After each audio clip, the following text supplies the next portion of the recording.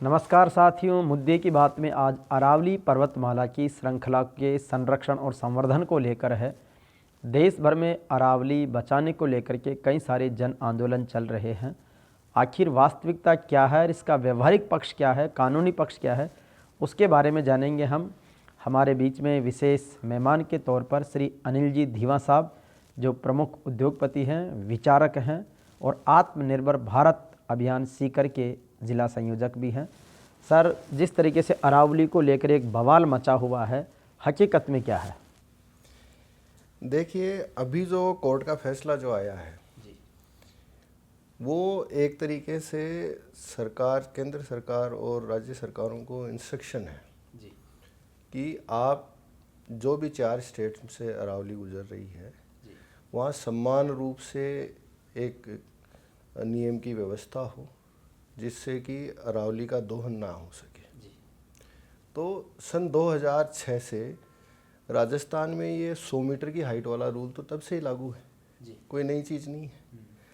अब अरावली जो है आपके गुजरात, राजस्थान, हरियाणा और दिल्ली, ये चारों स्टेट से गुजर रही है। लगभग 1.5 लाख वर्ग किलोमीटर का एरिया है ये जी। तो इसको लेके अभी सुप्रीम कोर्ट ने ये कहा है कि चारों स्टेट के अंदर एक जैसे ही रूल रेगुलेशन हो अरावली को लेके, ठीक है, और उसको लेके सरकार को रिपोर्ट पेश करने के लिए कहा गया है। अब ये बवाल ये हो रहा है कि नई डेफिनेशन ये हो गई कि 100 मीटर की हाइट से कम है उसको अरावली नहीं समझा जाएगा, खनन कार्य कर दिया जाएगा। ऐसा तो कहीं नहीं कहा गया है। 2006 की जो डेफिनेशन थी वो डेफिनेशन एज इट इज़ है और अब ये चारों स्टेट में लागू हो जाएगी। लेकिन सर, जो बड़े नेता जन आंदोलन कर रहे हैं उनका ये कहना है कि जब उस समय कोर्ट ने इसको नकार दिया था, उसके बाद सरकार फिर से उसी बात पर क्यों अड़ी हुई है? नहीं, इस बात को तो कभी लेके नकारा नहीं गया है। अशोक गहलोत ने अपने फेसबुक पोस्ट पे ये कहा। नहीं, लेकिन 2006 से अगर ये अशोक गहलोत का भी या बीजेपी के अलावा कांग्रेस का भी राज रहा ही है ना जी, तो उस दौरान इस मुद्दे को लेके क्यों नहीं आए? उन्हीं रूल रेगुलेशन को काम में लेके 2006 से लेके 2025 तक माइन से अलॉट की गई। तो अगर ये विवादित ही था तो जब अशोक गहलोत जी राज में थे, उनकी सरकार थी, तो इस मुद्दे को उठा देते अगर ऐसी बात थी तो इसका मतलब ये है कि सहमत तो वो भी हैं लेकिन विपक्ष के पास कोई मुद्दा नहीं है। अब नए सिरे से जो चीज़ें हो रही हैं, एक चीज़ ज़रूर है कि रेयर अर्थ को लेके भारत आत्मनिर्भर होना चाह रहा है। अभी तक रेयर अर्थ को लेके हमारे यहाँ माइनिंग पे कुछ भी काम हुआ नहीं है और वो तकनीकी भी हमारे पास नहीं है। तो अभी ये दुलेरा में और इधर नॉर्थ ईस्ट में जो गुवाहाटी के अंदर नए प्लांट लगने वाला है, प्रोसेस में है चीज़ें, तो उसके लिए रॉ मटेरियल भी चाहिएगा। और अगर हमें वो रॉ मटेरियल इंडिया में ही मिल जाता है तो ये सेमीकंडक्टर्स को लेकर इनकी जो डिपेंडेंसी है यूएस या चाइना या अन्य कंट्रियों पे, वो अपने देश की ख़त्म हो जाती है। तो उससे हमारा देश मजबूती से ही आगे आना है। तो हो सकता है कि कोई ऐसा पोर्शन हो जहाँ पे सरकार ने रेयर अर्थ को आइडेंटिफाई किया हो, तो उसको लेके अगर कोई चीज़ होती है तो देश के हित की बात है। आप ये सोचो, कोविड टाइम के अंदर कारों का प्रोडक्शन रुक गया। किस लिए रुक गया? क्योंकि हमारी डिपेंडेंसी चाइना पे और दूसरी कंट्रीज़ पे थी और हमारे पास जो भी इलेक्ट्रिक के सेमीकंडक्टर वगैरह उनकी सप्लाई बंद हो गई। तो आप ये सोचो कि ऑटोमोबाइल को लेके या इलेक्ट्रॉनिक्स को लेके हमारा देश दूसरे देशों पे आत्मनिर्भर होने की स्थिति में नहीं है, दूसरे देशों पे डिपेंड है। तो आज अगर हम हमारे देश में इलेक्ट्रॉनिक्स और सेमीकंडक्टर और रेयर अर्थ से बनने वाले जो भी चीज़ें हैं उनको लेकर अगर हम आत्मनिर्भरता की बात कर रहे हैं तो डेफिनेटली उन देशों को भी दिक्कत है कि उनका लंबे समय से चला आ रहा ग्राहक जो है वो उनके हाथ से निकल जाएगा। तो वो भी कोशिश करेंगे कि भारत में किस तरीके से प्रोपोगेंडा किया जाए कि इस रेयर अर्थ पे और जो इलेक्ट्रॉनिक्स के जो प्रोडक्ट्स यहाँ डेवलप किए जा सकते हैं उस अभियान को किस तरीके से ख़त्म किया जा सके। तो ये तो एक मिली जुली सी चीज़ है। अच्छा, अभी प्रधानमंत्री जी के यहाँ से एक प्रेस नोट जारी हुआ है। जनरली सरकार की तरफ से कह दो, पार्टी की तरफ से कह दो, पीएमओ की तरफ से उस प्रेस नोट में और कोर्ट का जो ऑर्डर है उसको लेकर के मतभेद बता रहे हैं कि सरकार का प्रेस नोट कोई कोर्ट का ऑर्डर नहीं हो सकता। जो आपने भी अपनी फेसबुक वॉल पर शेयर किया है उसको लेकर क्या कहेंगे? मुझे एक चीज़ बताइए, किसी भी देश का प्रधानमंत्री हो जहाँ लोकतंत्र हो तो जनता से चुना हुआ व्यक्ति होता है, और कोई भी कोर्ट का फैसला या कोई भी ऐसी घटना जो जनता के अंदर एक तरीके से कहीं ना कहीं इनसिक्योरिटी का भाव भरे, तो जनता द्वारा चुना हुआ जनप्रतिनिधि जो है और आपके देश का जो मुखिया है उसकी तो व्यक्तिगत रूप से और उस पद के हिसाब से दोनों तरह से उसकी जिम्मेदारी है ना कि जनता में शांति भी बनाई रखे और जनता को विश्वास भी दिलाए कि जिस पर्पज़ के लिए आपने मुझे यहाँ बैठाया है मैं उस पर्पज़ को फुलफ़िल करने के लिए हूँ। मैं जनता की आवाज़ हूँ, ना कि मैं कोई डिक्टेटरशिप वाला आदमी हूँ। राजतंत्र नहीं है ना, लोकतंत्र है, तो लोकतंत्र में तो डेफिनेटली जनता की आवाज़ ही है वो। अरावली को लेकर के 4 राज्यों में है, लेकिन राजस्थान के संदर्भ में जहाँ पर बताया जा रहा है कि यहाँ ज़्यादा प्रभावित है, यहाँ पर आंदोलन भी बड़े स्तर पर है, तो उस रूप में राजस्थान का कितना एरिया इससे प्रभावित माना जा रहा है? अगर उस परिधि में भी आता 100 मीटर वाली में भी, तो भी कहीं न कहीं जनमानस के बीच में एक पर्यावरण संरक्षण को लेकर जो खतरे की आशंका है उसको कैसे समझना चाहिए कि उससे कोई खतरा नहीं होगा और पर्यावरण संरक्षण संवर्धन रहेगा? आप एक तो ये चीज़ ऐसे समझिए कि जो डेफिनेशन है ना जी इसकी कि भाई 100 मीटर वाली, आप ये मान लो कि एक 100 किलोमीटर लंबी पहाड़ी है, एकदम पूरी कनेक्टेड है, कहीं भी डिस्कनेक्ट नहीं हुई। अब वो चाहे किसी एक पॉइंट पे 100 मीटर प्लस है, ठीक है, और उसी थ्रेड की कंटिन्यूटी है, तो उस पूरे थ्रेड को ही संरक्षित ही समझा जाएगा। ठीक है।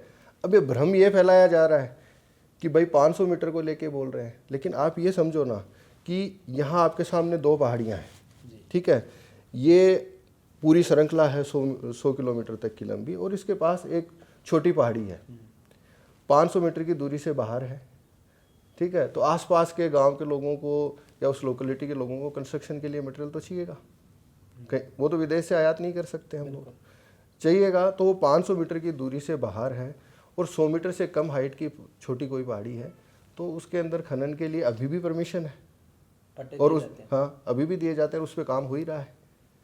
अब यहाँ सवाल ये उठ के आ गया कि जो राजस्थान में रूल है बाकी 3 स्टेट में भी कंटिन्यू कर दो, यही तो बात हुई। तो अब राजस्थान में अलग से विरोध किस लिए कर रहे हैं? 2006 से उस रूल से माइनिंग हो रही है, सारे काम हो रहे हैं। ये ज़रूर है कि कांग्रेस के टाइम पे ऐसे कुछ काम किए हुए हैं जिनमें उन रूल्स की अनदेखी की गई है और बहुत सारी माइन से अलॉट की गई हैं, किन्हीं नेताओं के और उद्योगपतियों ने मिलके कोई अपने व्यक्तिगत फ़ायदे लिए हैं। अब ये रूल आने से इसको पूरा प्रॉपर तरीके से इम्प्लीमेंट होगा तो चीज़ें निकल के बाहर आ जाएंगी, तो उनको आर्थिक नुकसान होने वाला है, डेफिनेटली होने वाला है, गलत किया उसको तो होना ही है जी।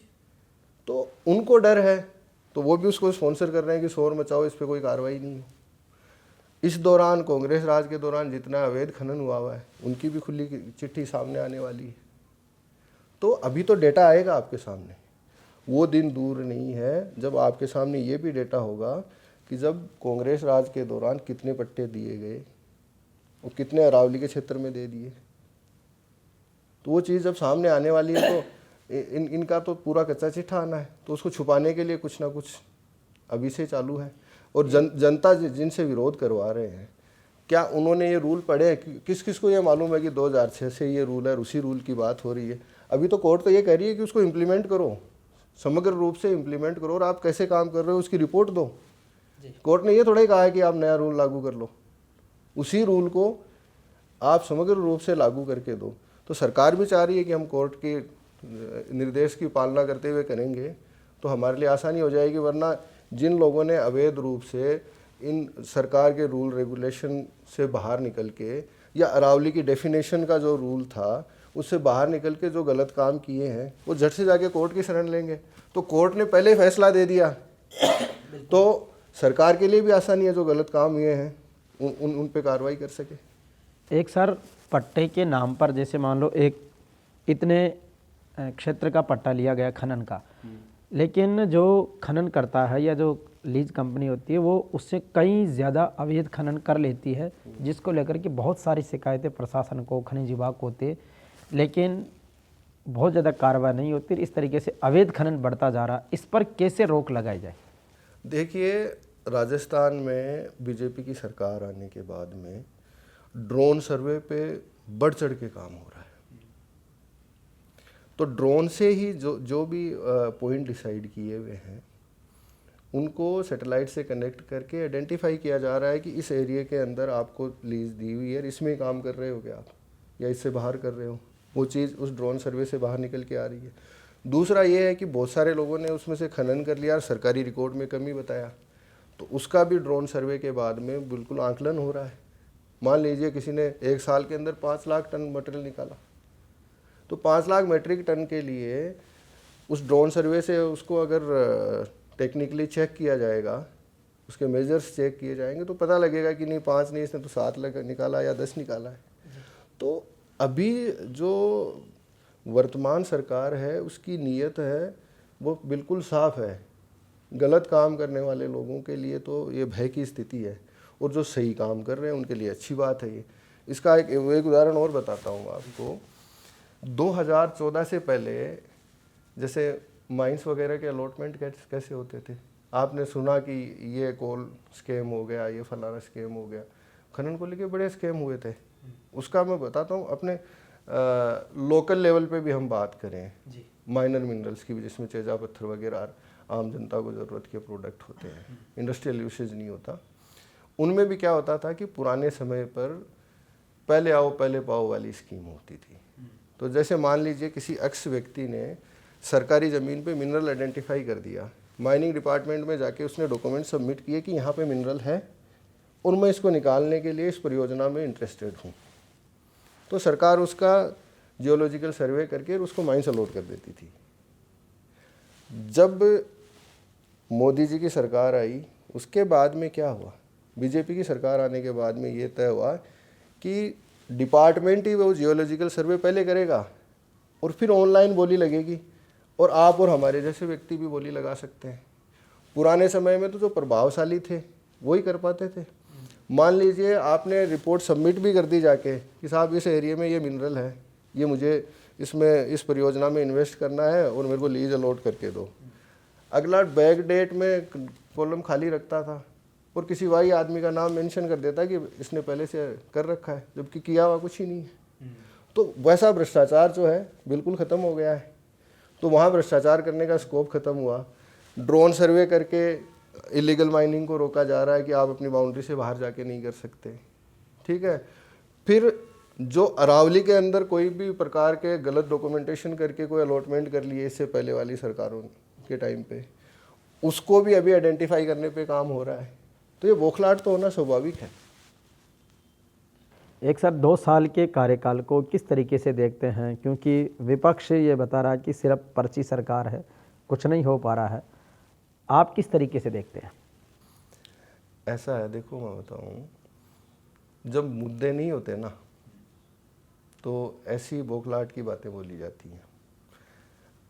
वो डेटाबेस पे बात करो ना, उन्होंने 5 साल में कितना काम किया और इन 2 साल में कितना काम हुआ। जो सही होता है वो तो सामने कंपैरिजन रखेगा ना। आपने कहावत है कि चोर का पग को नहीं हुए, साहूकार बीच में छोड़ो और बताओ आपकी बात है। तो आप ये समझ लो कि अगर हमारे यशस्वी मुख्यमंत्री भजनलाल जी की सरकार आगे आके और यहाँ भाजपा सरकार आगे आके गांव-गांव जाके बता रहे हैं कि हमने 2 साल में ये कार्य किए और 5 साल में इससे पूर्व सरकार ने ये कार्य किए, तो अगर कंपेरेटिव स्टेटमेंट देने की पोजीशन में है तो उसको इनकाउंटर करो ना। आप ये पर्चियों वर्चियों में कहाँ फंस रहे हो, आप विकास की बात करो ना। आम आदमी तक चीज़ें पहुँच रही है ना। मैं हाल ही में एक मेरे परिचित हैं, उन्होंने इंडस्ट्री लगाई, तो उन्होंने कहा कि साहब मेरे पास है ना जिला उद्योग कार्यालय से फ़ोन आ रहा है कि आपको जो इंटरेस्ट पे सब्सिडी दी गई है वो पहले से 2% और बढ़ गई है आपकी इंडस्ट्री पे, तो उसका आप क्लेम करो। बोले ऐसा पहले कभी हुआ ही नहीं। इससे पहले तो हम गवर्नमेंट की कोई भी स्कीम होती थी, सब्सिडी होती थी, उसको लेने के लिए चक्कर लगाते रहते थे, हमें मिलती ही नहीं थी। अब सामने से फ़ोन आ रहा है कि साहब हमें टारगेट मिला हुआ है कि आपके इलाके में जितनी भी इंडस्ट्री हैं, एसएमईज हैं, उनको जो भी सरकार के बेनिफिट है वो डिलीवर करो। अभी राजस्थान में भी आप गए थे पिछले साल, इस बार प्रवासी दिवस राजस्थान में भी आप आए। किस तरीके से देश और दुनिया के जब इन्वेस्टर्स राजस्थान आ रहे हैं तो राजस्थान को विकास की किन संभावनाओं की ओर देख रहे हैं?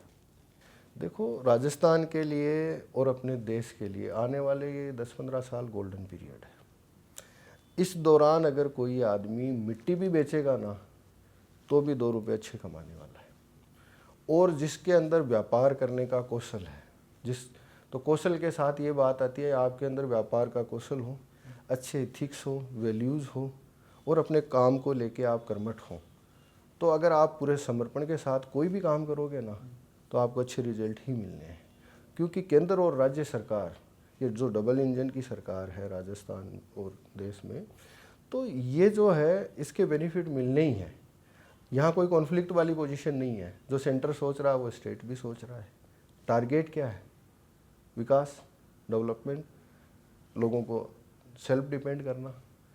अब आप देखोगे ना, आप सरकार के अगर प्रयासों को देखते हैं तो अभी सरकार क्या कर रही है कि जो विकास का कार्य पहले शहरों की तरफ होता था, अब गाँवों की तरफ हो रहा है। पहले गाँव में सिंपली सब्सिडी दी जाती थी या कोई अनुदान दे देते थे, लेकिन उनको एम्पावर करने की बात नहीं होती थी कि अगली बार उनको अनुदान लेना ही नहीं पड़े, खुद से सक्षम हो जाए। इस पे काम नहीं हो रहा था। लेकिन आज की डेट में आप देखोगे ना तो कुसुम योजना के तहत हर गांव अपनी बिजली पैदा करने के डायरेक्शन में काम कर रहा है। गांव में अगर आप कोई इंडस्ट्री लगाते हो तो आपकी लैंड कन्वर्जन के लिए आपको कोई चार्जेज नहीं देने हैं, फ्री में लैंड कन्वर्जन हो रहा है। कुछ कुछ केसों में 75% तक की रिबेट है, कुछ में 100% भी है, जिस कैटेगरी में भी आप फॉल करते हैं। आप अगर गांव में इंडस्ट्री लगा रहे हो तो शहर के बजाय 10% एक्स्ट्रा आपको सब्सिडी दे रही है सरकार। तो सरकार तो कह रही है कि इस अर्थव्यवस्था को गांव से मजबूत करके लेके आओ, जिससे देश मजबूत होगा और यहाँ के लोगों को पलायन नहीं करना पड़ेगा। जो व्यक्ति जहाँ का है उसको वहीं रोजगार मिल जाए, तो इससे अच्छी बात और क्या हो सकती है। भाई एक व्यक्ति यहाँ से बम्बई जाके नौकरी करेगा तो उसको रहने के लिए मकान का खर्चा करना पड़ेगा, उसको ट्रैवलिंग का भी खर्चा होगा। अगर उसको उसके घर के सामने ही मान लो कोई फैक्ट्री लगी हुई है तो वहाँ उसको अगर काम मिल जाता है तो ना तो उसके रहने के खर्चे लगने हैं, ना ट्रैवलिंग का खर्चा होना है, वो अपने परिवार के साथ भी रह पाएगा, अपने बच्चों की एजुकेशन भी देख पाएगा, अगर उसके बड़े बुजुर्ग माता पिता हैं तो उनको भी संभाल पाएगा और अपने सामाजिक जीवन को भी जी पाएगा। अभी भारत रूस की जो व्यापारिक संवाद रहा, उससे पहले आपका अन्य देशों में, न्यूजीलैंड में, 1-2 और देशों में गए, किस तरीके का अनुभव रहा कि केंद्र सरकार किस विजन के साथ में देश को विकसित भारत 2047 की परिकल्पना को साकार करने के लिए प्रयास कर रही है? मेरे इन सभी दौरों में मैंने एक कॉमन चीज़ तो ये देखी कि हम जहाँ भी गए भारतीयों को लेके बड़ी इज्जत मान सम्मान है। और आज के समय में जो भी हमारा विजिट रहे उनमें 2 विशेष बातों पे ध्यान दिया गया। एक तो ये कि जिन तकनीकी के साथ देश का डेवलपमेंट हो सकता है, प्रोडक्ट इंपोर्ट करने के बजाय उस तकनीकी को लाने पे जोर रहा, जिससे कि हमारे देश में चीज़ें बन सकें। तो उन देशों को भी ये कहा गया कि भाई आप हमें तकनीकी दो, आप हमारे देश में आके इंडस्ट्री लगाओ। तो देश में इंडस्ट्री लगाएंगे तो हमारे लोग भी स्किल्ड हो ही जाएंगे उस तकनीकी पे काम करने के लिए। तो उस तरीके से देखा जाए तो ये हमारे लिए बहुत अच्छी बात है। दूसरा ये हुआ कि ये पैरेलल इस बात को लेके भी अच्छे लेवल पे चीज़ें स्थापित की जा रही हैं कि मैन्युफैक्चरिंग का भविष्य का हब इंडिया ही है। तो आपको कुछ भी बनवाना है तो इंडिया में बनवाओ और लो आप। तो इंडिया के प्रोडक्ट इंपोर्ट करने के साथ साथ अगर आप इंडिया में इंडस्ट्री लगाते हो तो हमारे यहाँ मैन पावर सस्ता है, तो उनके लिए तो सस्ता है, हमारे लिए एम्प्लॉयमेंट भी जनरेट हो रहा है। तो इस तरीके से अगर देखा जाए तो जो बैलेंस ऑफ पेमेंट की बात होती है कि हम जितना एक्सपोर्ट कर रहे हैं उसके अगेंस्ट कितना इंपोर्ट कर रहे हैं, तो वो स्थापित होने से आने वाले समय में रुपया भी मजबूत होगा, चीज़ें होंगी, इंडस्ट्री यहाँ लगने से। जी, देश के समाज के निर्माण और विकास में हर व्यक्ति की भागीदारी होती है। सरकार अपने स्तर पर प्रयास करती है। आम आदमी को अपनी किस तरीके से जिम्मेदारी और भागीदारी निभानी चाहिए कि हम भी सशक्त समाज और विकसित भारत में अपनी भागीदारी सुनिश्चित कर सकें? पहली चीज़ तो मैं ये कहूँगा कि कोई भी जो शहर में रह रहा व्यक्ति हो चाहे गांव में रह रहा व्यक्ति हो, उनको कोर्ट कचहरी थाने के अलावा और हॉस्पिटल के अलावा उन्हें उन विभागों का भी पता होना चाहिए जहाँ से सरकार की परियोजनाएं चलती हैं। और ये अपने आप में है ना बहुत बड़ी विडंबना है। योड़ा जी, मैं आपको बताऊं, आप 100 लोगों से पूछ लेना रेंडमली कि आपके ज़िले का जिला उद्योग कार्यालय कहाँ है, 100 में से मुश्किल से 1 या 2 बता पाएंगे। और आप 100 लोगों से पूछ लेना हॉस्पिटल कहाँ है, कोर्ट कहाँ है, थाना कहाँ है, छोटा सा बच्चा भी बता देगा। तो जब तक ये जागरूकता नहीं आएगी ना कि जहाँ से उनका विकास होना, जहाँ से डेवलपमेंट होना, जहाँ से एम्पावरमेंट होना है, तो ऐसे दसों विभाग और हैं जो आम जनता की मदद के लिए हैं, उनको आत्मनिर्भर बनाने पे काम करने वाली चीज़ें हैं। तो उस चीज़ पे विशेष रूप से काम करने की ज़रूरत है। केंद्र और राज्य सरकार की योजनाएं रहती है, किसी की भी सरकार हो रहती है, लेकिन आम जनता तक पहुंचाना बड़ी चैलेंज वाली चीज़ है। और इस कार्य में भारतीय जनता पार्टी का हर कार्यकर्ता, भारतीय जनता पार्टी का हर नेता, मंत्री, मुख्यमंत्री, प्रधानमंत्री वो सक्षम है और उस पर प्रयास हो रहा है। आम जनता तक केंद्र और राज्य सरकार की योजनाएं पहुंचाने पे पूरा प्रयास हो रहा है। स्वदेशी को काम में लेने पे पूरा प्रयास हो रहा है। गांव-गांव में रोजगार जनरेट करने पे प्रयास हो रहा है। आत्मनिर्भर भारत के आप कई सारे कार्यक्रम जिले भर में भी करवाए हैं, देश के अन्य हिस्सों में भी आप गए होंगे, कार्यशालाएं भी अटेंड की है। किस तरीके का प्रोग्राम है आत्मनिर्भर भारत व्यवहारिक तौर पर?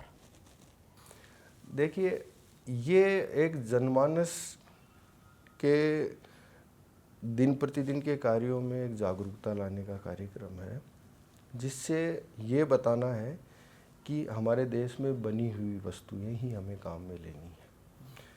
और उसके साथ साथ केंद्र और राज्य सरकार की जो योजनाएं हैं जिनसे आप आत्मनिर्भर कैसे हो सकते हो, उनको काम में लेके सरकार आपकी मदद करने के लिए आगे है, आप लो तो सही।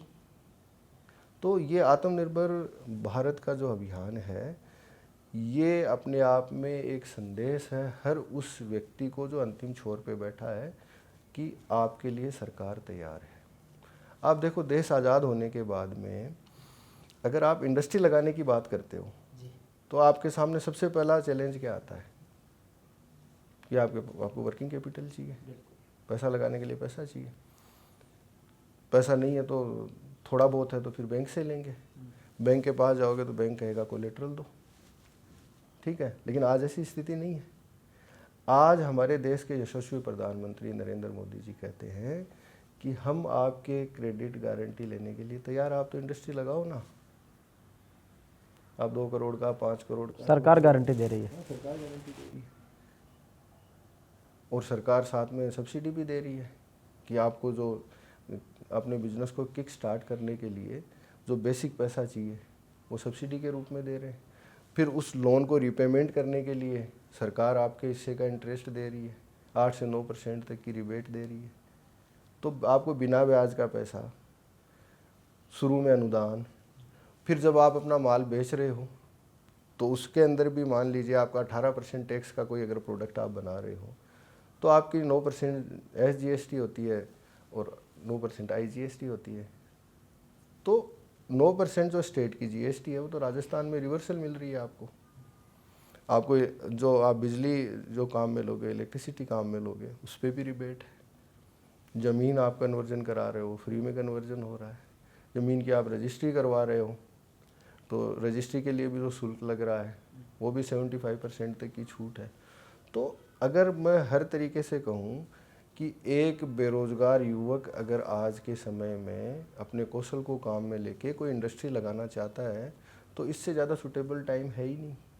सरकार आपके मतलब माता पिता बन के आगे आ रही है कि जैसे कई नौजवान बच्चे होते हैं, उनका व्यापार स्टेब्लिश करने के लिए पिता अपने जीवन की पूरी कमाई की लेके देता है कि भाई बेटे तू काम कर ले, ठीक है, तब जाके काम। आज तो सरकार ही माता पिता बनी हुई है कि भाई लो लगाओ, तुम तो करो काम, हम तुम्हारे साथ हैं।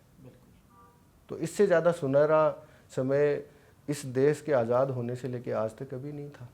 आप बता दो इससे पहले कभी ऐसी परिस्थितियाँ हो जहाँ सरकार एक गांव के एक बेरोजगार युवक को इंडस्ट्री लगाने के लिए कहे कि इसकी गारंटी मैं लेता हूँ? नहीं कहा सरकार ने इसके पहले। कुल मिलाकर अपन ये कह सकते हैं ये भी प्रोफेशनल डेवलपमेंट और अपने काम योग्यता प्रतिभा से आगे बढ़ने के लिए सरकार पूरे अवसर दे रही है और उसका उपयोग किया जाना चाहिए। बिल्कुल किया जाना चाहिए। और जिनसे इंडस्ट्री नहीं लग रही है उनके लिए स्किल डेवलपमेंट के प्रोग्राम रखे जा रहे हैं कि भाई मान लीजिए कोई आपके एरिया में कोई इंडस्ट्री का काम चल रहा है और वहाँ आपको काम करना है, तो सरकार पैरेलल स्किल डेवलपमेंट के प्रोग्राम रख रही है कि आप काम सीख लो। सब तो व्यापारी नहीं हो सकते, कुछ तो काम भी करेंगे। तो जितना जोर अगर है ना देश आज़ाद होने से आज तक सरकारी नौकरियां लेने के लिए जिस हिसाब से जोश से दौड़ रहे थे ना, उससे 1000 गुना जोश से आप इंडस्ट्रियलिस्ट बनो ना। आप कौन रोक रहा है आपको? सरकार तो कह रही है आओ आप आगे। तो पंखों को उड़ान देने के लिए सरकार प्रतिबद्ध है। तो ये थे हमारे बीच में अनिल जी धीवा, जिन्होंने अरावली के खनन की बात और वास्तविकता से लेकर सरकार, समाज और आम आदमी के विकास और विकसित भारत के स्वर्णिम भविष्य की बातों को पूरी तरह रखा। बहुत बहुत धन्यवाद।